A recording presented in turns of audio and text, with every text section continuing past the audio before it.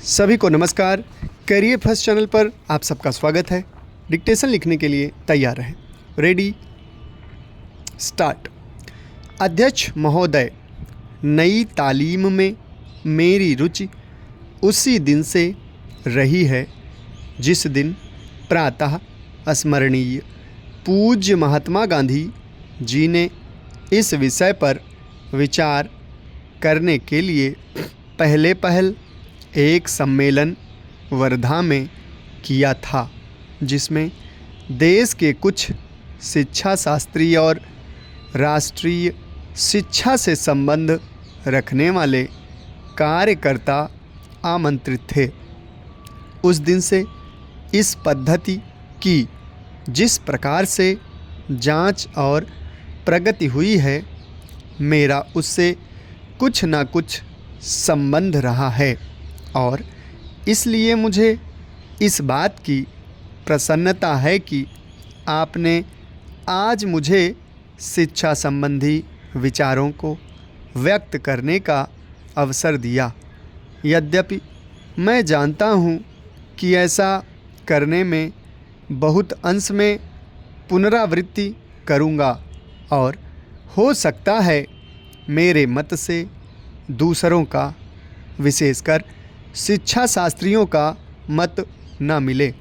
इसके अतिरिक्त विचारणीय बात यह भी है कि शिक्षा के संबंध में केंद्रीय और राज्यों की सरकारें आज जो नीति बरत रही हैं, उसका मेरे मत के साथ कहाँ तक मेल होता है और मेरे मत में अथवा उस नीति में परिवर्तन कहाँ तक आवश्यक दिखता है। इसलिए मैं आशा करता हूँ कि मैं आज जो कुछ कहूँगा वह व्यक्तिगत विचार के रूप में ही समझा और देखा जाएगा और उस पर आप निर्भीकतापूर्वक और निर्लिप्त रूप से भली भांति विचार करेंगे। यह एक मानी हुई बात है कि जो पद्धति आज तक प्राथमिक वर्ग से लेकर विश्वविद्यालयों की उच्चतम कक्षा तक प्रचलित है, वह वही पद्धति है जिसको ब्रिटिश सरकार ने इस देश में चलाया था और स्वराज्य प्राप्ति के बाद भी अभी तक उसमें कहीं कोई मौलिक परिवर्तन नहीं हुआ है। उसके लिए हम किसी को दोषी भी नहीं ठहरा सकते, क्योंकि जिस प्रकार शांतिपूर्वक हमें स्वराज्य प्राप्त हुआ, उसमें यह अनिवार्य था कि स्वराज्य के साथ साथ वह शासन पद्धति, शिक्षा पद्धति तथा सारा उपक्रम जो अंग्रेजी राज्य में प्रचलित था, उस परिस्थिति के प्रकाश में विचार करें और जो कुछ परिवर्तन आवश्यक जचें उसे अमल में लाएं। इसमें संदेह नहीं कि अंग्रेज़ों ने जो शिक्षा पद्धति आरंभ की, वह विशेषकर अपने राज्य को आसानी से और सुविधा के साथ चलाने के लिए जारी की थी।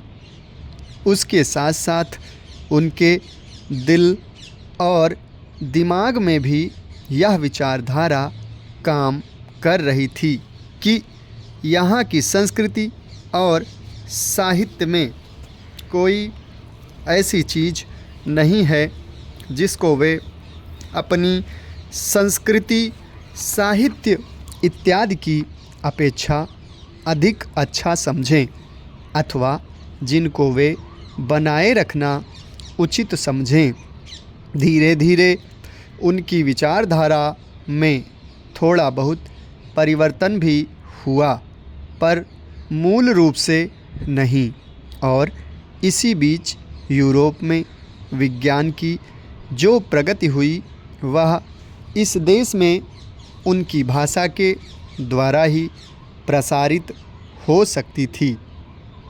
इन सब का परिणाम यह हुआ कि शासन की सुविधा और अपनी भाषा तथा संस्कृति के प्रति श्रद्धा के कारण उन्होंने इस पद्धति को जारी रखा और इसको अधिकाधिक प्रोत्साहन दिया गया।